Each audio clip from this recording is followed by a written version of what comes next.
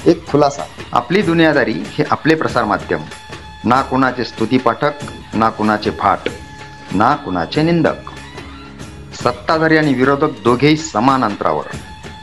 जो कर्तव्याशी प्रतारणा करील त्यांच्या विरुद्ध हा सारा प्रपंच.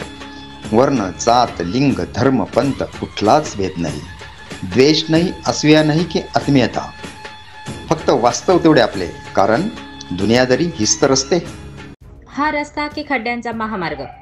अहिल्यानगर ते छत्रपती संभाजीनगर या महामार्गाची अवस्था पाहिली तर नेमकं रस्त्यावर आहोत की खड्ड्यांच्या महामार्गावर, असा प्रश्न प्रत्येक प्रवाशाला पडतोय.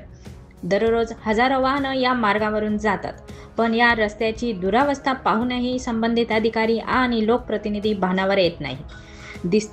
दिसत असूनही डोळेझाक करत आहेत. हे वास्तव टिपलंय आपली दुनियादारीच्या कॅमेराने.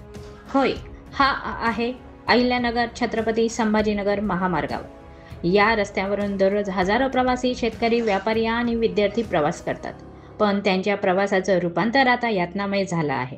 खड्डे इतके खोल आहेत की पावसात गाड्या बंद पडतात, अपघात घडतात आणि वाहनधारक संताप व्यक्त करताना दिसतात. सगळ्यात आश्चर्य म्हणजे या रस्त्यावरूनच पालकमंत्री, खासदार, आमदार आणि अधिकारी जातात, तरीही ना PWD हलते ना राष्ट्रीय महामार्ग प्राधिकरण.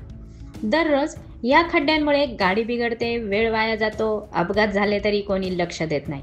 इतका मोठा महामार्ग पण देखभाल नाही, अशा संतप्त प्रतिक्रिया प्रवासी व्यक्त करतात.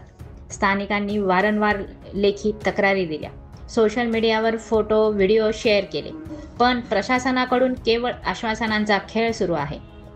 रस्त्यावरील खड्डे बुजवण्याचे काम सुरू झाले तरी काही दिवसात पुन्हा तीच अवस्था.